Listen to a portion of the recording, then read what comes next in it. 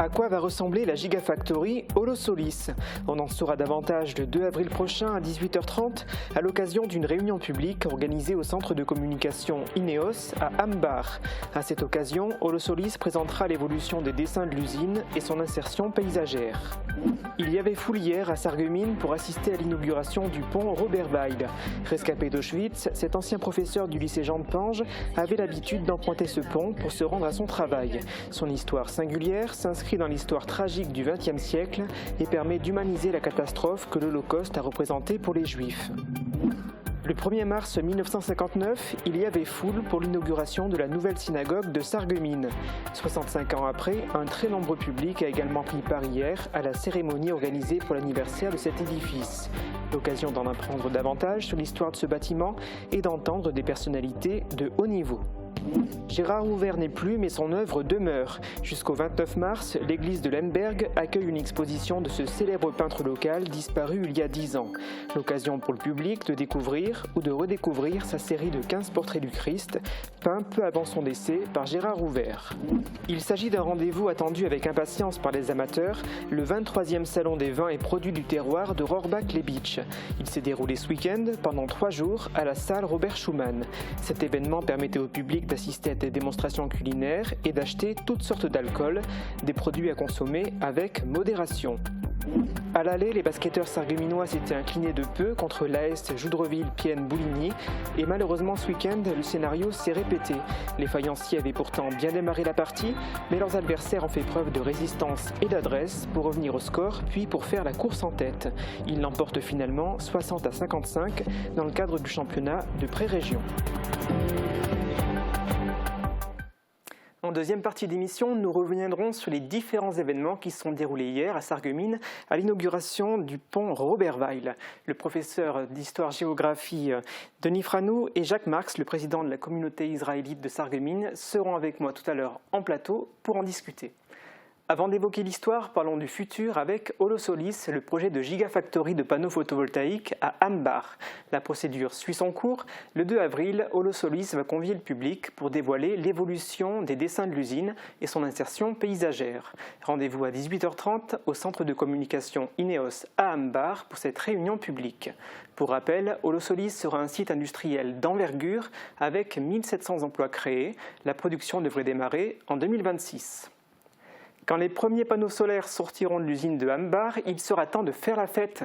Les amateurs pourront alors sabrer le champagne, une boisson à consommer avec modération qu'ils auront peut-être acheté à Rohrbach. Ce week-end se déroulait d'ailleurs dans cette commune la 23e édition du Salon des vins et des produits du terroir, un événement organisé par l'Association pour l'animation à Rohrbach. Cette manifestation a attiré beaucoup de monde, y compris Émilie Hazel.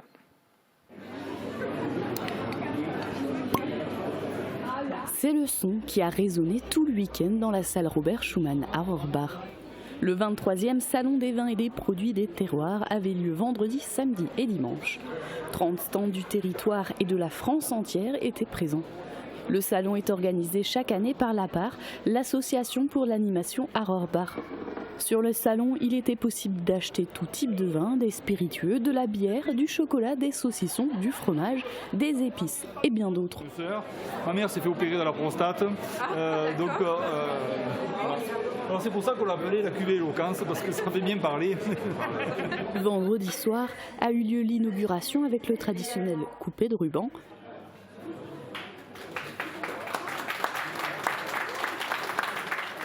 Les quelques élus et le député Vincent Settlinger ont fait le tour du salon, accompagnés de la présidente de l'APAR.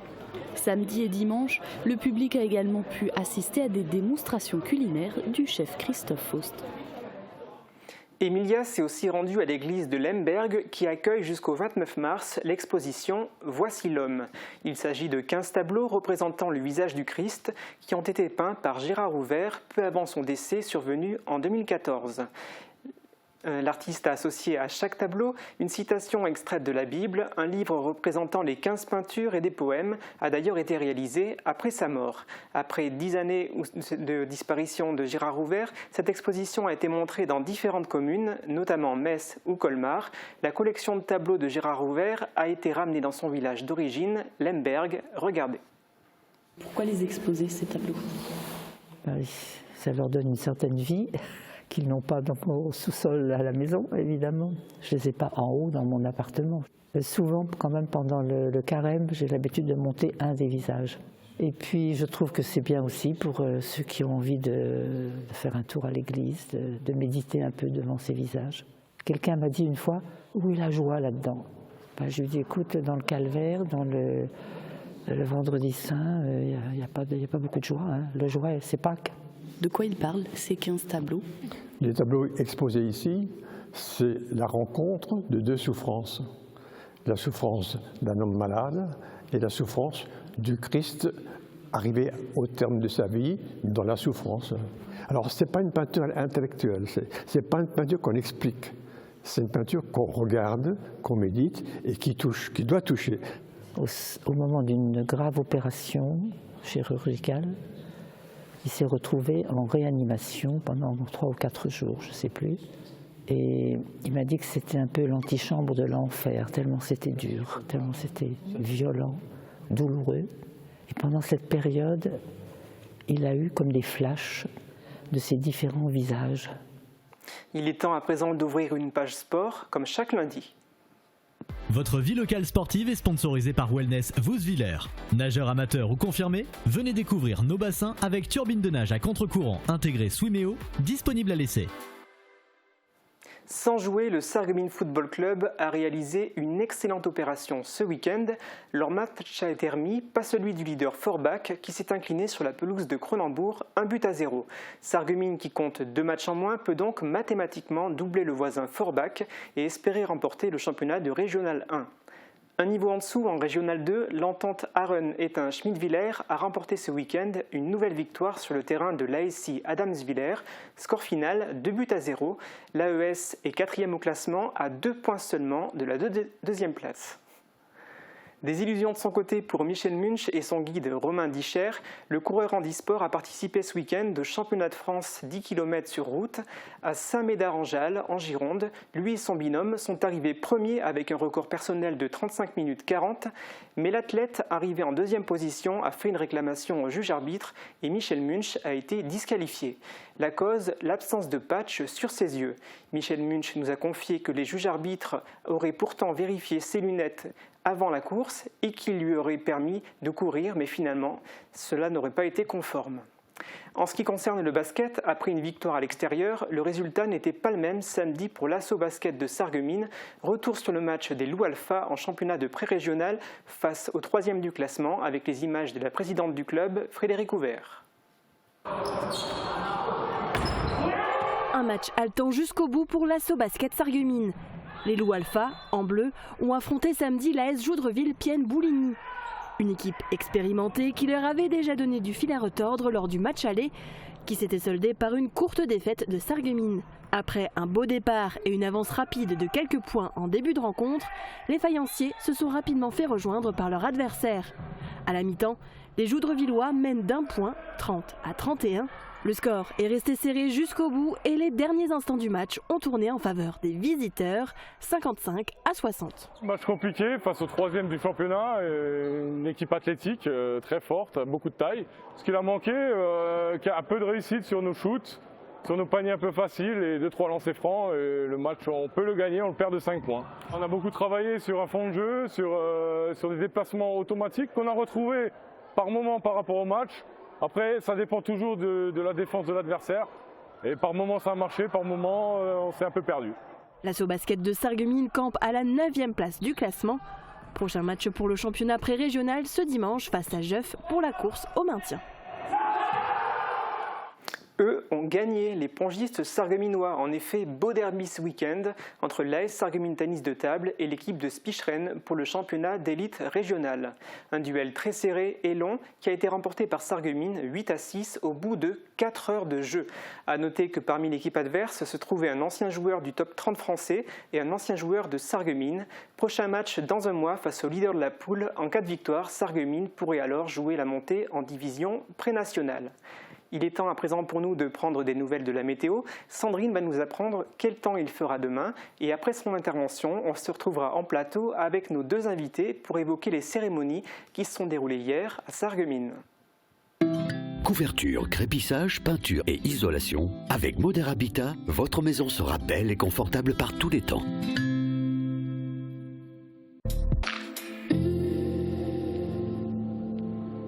Bonjour tout le monde, c'est une très belle semaine qui nous attend. La journée de demain débutera sous les nuages, mais le ciel va rapidement se dégager pour laisser place à de belles éclaircies.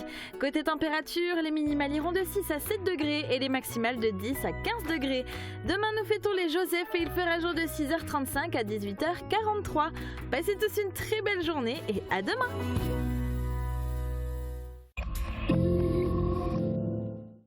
Créadis, une école pour élèves 10 et haut potentiel, organise ses portes ouvertes samedi 23 mars de 9h à midi. Venez découvrir la prise en charge individuelle axée sur le développement personnel et émotionnel de l'enfant. Venez goûter les délices chocolatées de Jacques Bockel à Stirin-Vendel. Votre chocolatier créateur vous propose une collection de chocolats de saison décorés à la main et 100% naturels à offrir ou à croquer. Sans oublier des spécialités intemporelles qui feront plaisir à tous les gourmands. Jacques Bockel, c'est 100 mètres carrés de chocolat d'exception à Stirin-Vendel. Mireille de Plate se met au vert au milieu de la forêt des langues. Mais quel rapport entre les langues et l'écosystème? Nous vous invitons à le découvrir tout au long de l'année à Sarreguemines avec de nombreux rendez-vous autour de la langue francique. Nous interrogerons ensemble la relation entre l'usage des langues et leur risque de disparition et comment les préserver. Spectacles, conférences, théâtres, projections, soirées festives et bien plus encore. Le Plat à Sarreguemines se vit au quotidien. Programme complet sur sarreguemines.fr/plat. J'ai toujours peur d'abîmer mes appareils auditifs lorsque je fais mon jogging ou quand je fais mon jardin. N'ayez crainte, notre nouvelle gamme de produits auditifs tout-terrain a été conçue pour résister aux chocs, aux rayures et à l'eau. Vous pourrez donc pratiquer vos loisirs et vos activités tout en portant vos aides auditives.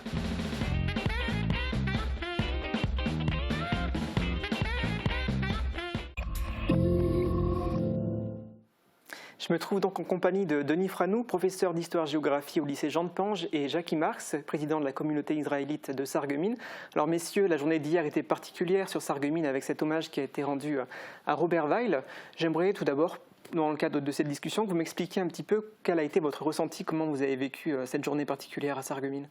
C'était une journée intense, avec beaucoup d'émotions.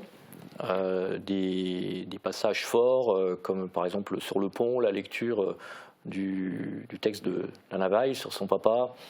À la synagogue aussi, il y a eu de beaux discours.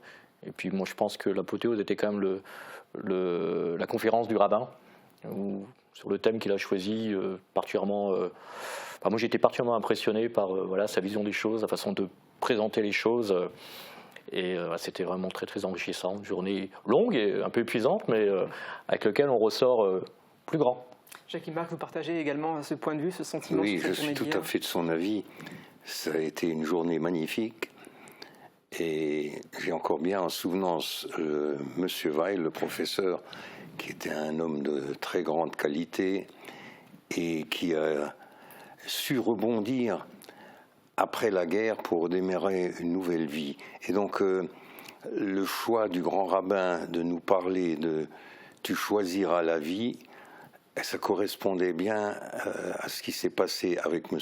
Weil, puisque, pour préciser, tout de suite au début de la guerre, M. Weil était jeune marié avec son épouse de 23-24 ans, je ne sais plus exactement, mais ils avaient déjà 2 petites filles, sauf erreur de ma part, qui avaient 5 et 7 ans. Ils ont été pris par les Allemands ou la Gestapo, tout de suite embarqués en wagon, et toute cette famille est partie jusqu'à Auschwitz direct. À peine sortis des wagons, les enfants et leur maman, tout de suite, malheureusement, passés à la chambre à gaz. M. Weil a tenu jusqu'à l'approche de la libération. Comment il a fait, je ne sais pas. Toujours est-il, pour redémarrer une nouvelle vie, il est revenu, a recommencé sa vie à Sarreguemines et a marié la sœur de sa première épouse. Et donc là, il a eu un garçon qui est devenu le grand rabbin de Strasbourg. Et qui était présent hier aussi qui était présent lors des différentes cérémonies. Ce que je vous propose... Qui est venu spécialement qui est venu d'Israël, puisqu'il réside en Israël. Qui est revenu de Jérusalem. Voilà. Et je tiens à préciser, si vous me permettez, j'ai souvenance que un jour, le grand rabbin Weil, enfin son fils, je précise son fils, par moi m'avait demandé s'il était possible de rencontrer Monsieur le maire pour lui soumettre ce projet, si Monsieur le maire acceptait. Et là, il faut que nous rendions hommage, surtout le fils de Monsieur Weil, mais Monsieur Marc Zingraff, notre maire, a tout de suite accepté et a dit qu'il allait réfléchir pour trouver cette rue. Et un jour... Vous êtes en train de poser les éléments du contexte de cette journée. Et il y avait pas mal de monde qui a assisté aux différentes cérémonies hier, mais pas forcément tout le monde. Donc ce que je vous propose, c'est, chers téléspectateurs, de regarder un premier reportage sur les commémorations d'hier, à savoir l'inauguration du pont Robert Weil. Et on aura l'occasion ensuite de rediscuter de tout ça ensuite.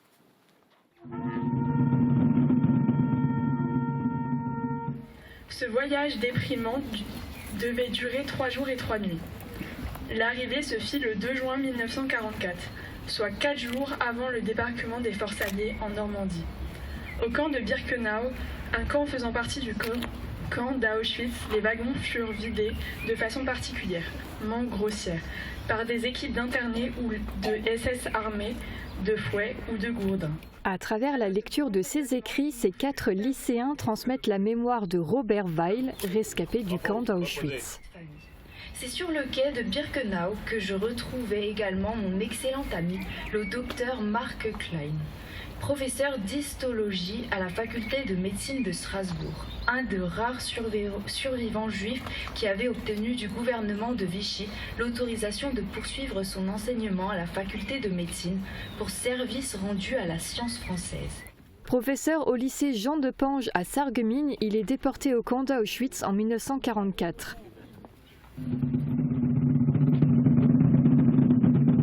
Peu de temps après la libération, il reprend le chemin du lycée. Il y enseigne la physique-chimie jusqu'à la retraite en 1974. De par sa résilience et sa volonté de vivre malgré les horreurs de la guerre, il a marqué l'histoire de Sarreguemines. Le maire a tenu à lui rendre hommage par l'organisation de cette journée commémorative. Pendant toutes ces années où Robert Weil enseignait au lycée, eh bien ma mère, entre les années 50, 55 et 65, eh bien ma mère aussi a enseigné au lycée Jean de Pange et ils se sont côtoyés. Donc en imaginant entendre résonner les pas de Robert Weil dans les couloirs du lycée, eh bien je pense forcément également aux pas de ma mère dans ces mêmes couloirs, dans ces mêmes salles de classe. Et ça me touche évidemment très personnellement. Ce pont n'a pas été choisi au hasard. Robert Weil l'empruntait chaque jour pour se rendre au lycée. Comme l'a si bien écrit mon ami Éric Elkoubi, un pont relie les voies, le passé et le présent, les rives entre elles. Cette inauguration de plaque commémorative a eu lieu en présence de nombreux élus et personnalités religieuses, comme le grand rabbin de France.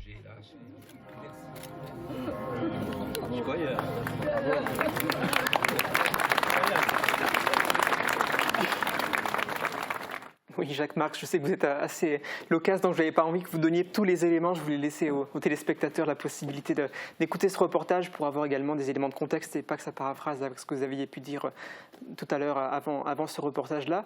Donc oui, il y a l'histoire de Robert Weil qui est liée au lycée Jean de Pange, qui est liée à cette grande histoire, celle de l'Holocauste. Donc cet hommage a été rendu sur ce pont, qui n'avait pas encore de nom, même si ça fait quelques années qu'il est présent sur Sarreguemines.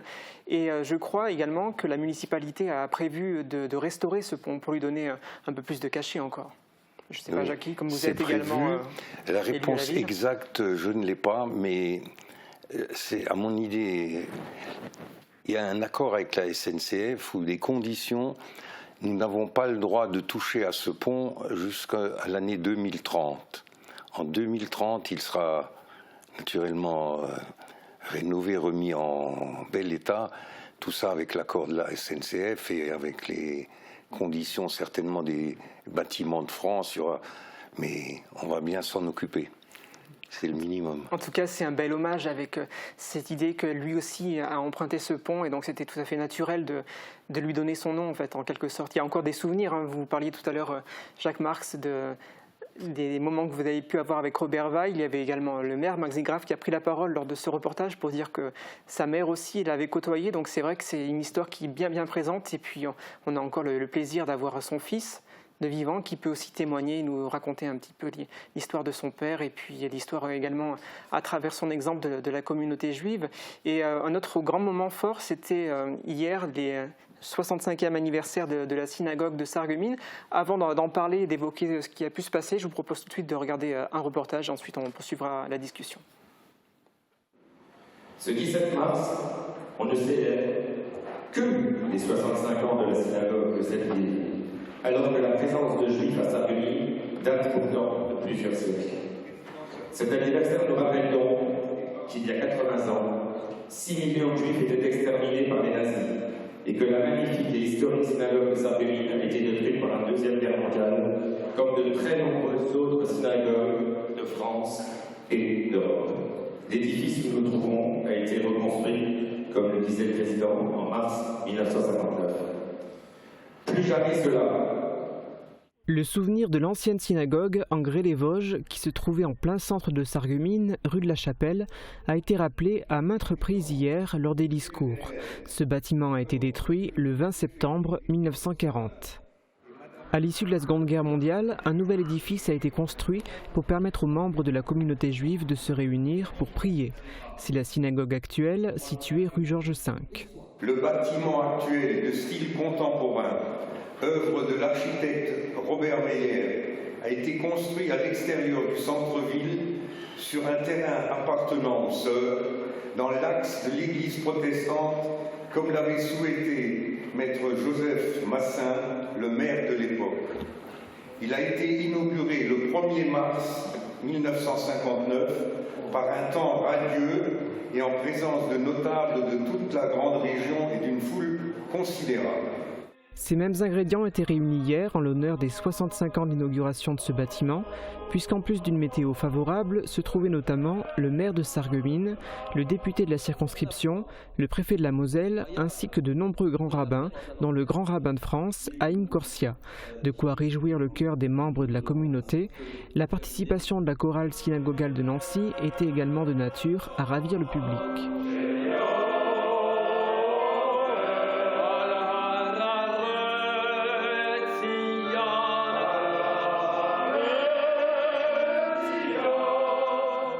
Alors Jacques Marx, c'était le cas alors? Vous avez été heureux de vivre ce moment à la synagogue de Sarreguemines?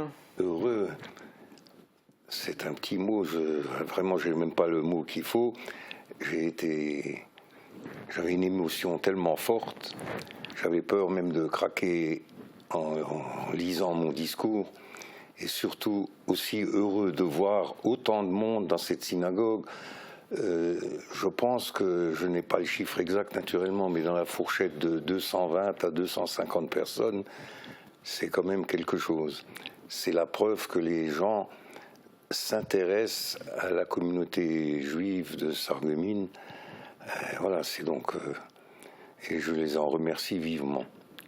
Et vous, Monsieur Franoux, comment vous avez vécu ce moment et le fait que voilà, il n'y avait pas seulement des personnes de la communauté juive, mais également d'autres religions qui étaient présentes pour vivre ce moment? C'est important dans le contexte actuel de montrer que voilà, il n'y a pas d'animosité entre les religions, que voilà, on peut vivre ensemble. Hein. C'est un message qu'il faut faire passer, que tout à fait possible de vivre ensemble malgré les différences peut-être politiques, religieuses.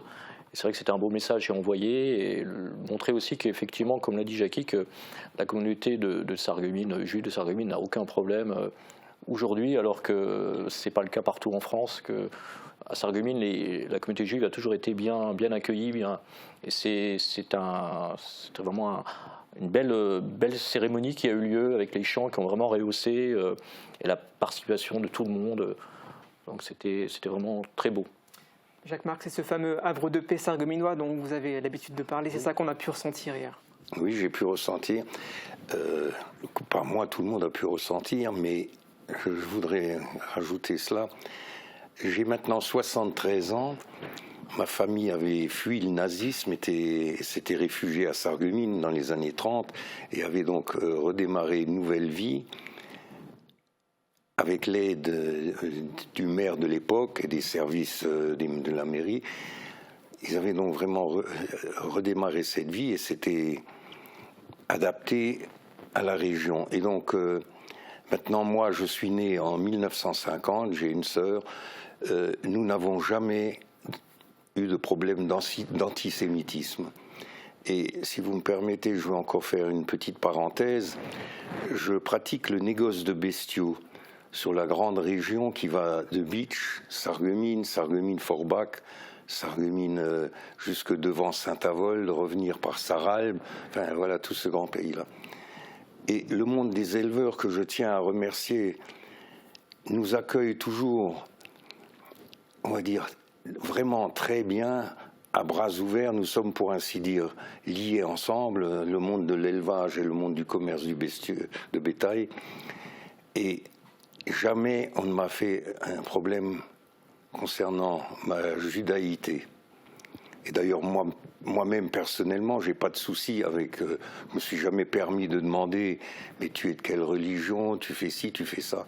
Ça n'existe pas. Malheureusement, à travers le pays, voire à travers le monde, il y a quand même quelques soucis. On va rester en France, puisque ailleurs je ne maîtrise pas du tout. Sarreguemines, à l'heure qu'il est, échappe à ces problèmes-là. C'est qu'une frange de la population, je précise bien une frange de la population, mélange tout, je vais dire, on peut être pour ou contre Israël ou contre sa politique et tout, et voilà, tout ce qui se passe autour, mais je considère que nous sommes tous ici des Français de diverses croyances, religions, origines. Nous n'avons pas à manifester, à hurler mort aux Juifs en les assimilant comme étant des Israéliens. La politique d'Israël, oui, je m'en occupe, je m'en préoccupe, mais je ne m'extériorise pas. Je n'ai pas à faire ça, je suis d'abord français. Et certaines personnes qui je pense, n'arrivent pas à s'intégrer vraiment j'ose pas dire au pays, mais aux lois, à notre façon de vivre, eh ben, passent outre et puis voilà, ils nous font des problèmes comme pas possible. Pourvu que ça n'arrive pas sur Sarreguemines et qu'on puisse avoir cette bonne entente entre les religions. C'est pour ça que je dis toujours Sarreguemines et sa région, nous sommes encore au petit paradis, pourvu que ça dure. Et pour en revenir à la journée d'hier, il y avait de grandes personnalités qui étaient là, notamment le grand rabbin de France, Haïm Korsia, qui a présenté une conférence intitulée « Tu choisiras la vie ». Je vous propose, messieurs, d'écouter un extrait de sa conférence. Dans notre société, on s'enferme parfois dans une foi qui concerne peu de gens et qui consiste surtout à demander à Dieu de faire ce que nous, on pourrait faire. S'occuper de la pauvreté, on pourrait le faire. On peut demander à Dieu d'aider les pauvres, mais ça marche très bien quand on s'en occupe nous. Des thèmes d'actualité aux pensées philosophiques, Haïm Korsia a échangé avec la communauté israélite de Sarreguemines. Depuis 2014, il est grand rabbin de France, la plus haute personnalité religieuse de la communauté juive française. Il a fait le déplacement à Sarreguemines pour assister à la journée commémorative en hommage à Robert Weil. Il a ensuite donné une conférence qui avait pour thème « Tu choisiras la vie ». L'espérance, c'est pas tout va bien. L'espérance par nature, c'est quand tout va mal. Mais espérer comme Tristan Bernard, qui peut le faire? Tristan Bernard se fait arrêter par la milice, avec sa famille. Et il se tourne vers sa famille, il leur dit « Jusqu'à maintenant, nous étions libres, mais nous vivions dans la peur. Maintenant, nous sommes arrêtés et nous allons vivre dans l'espérance. » C'est tellement à la fois juif et humaniste. On l'a dit et répété, le programme était bien chargé hier avec cette conférence, avec l'anniversaire de la synagogue et puis également bien sûr l'inauguration du pont Robert Weil.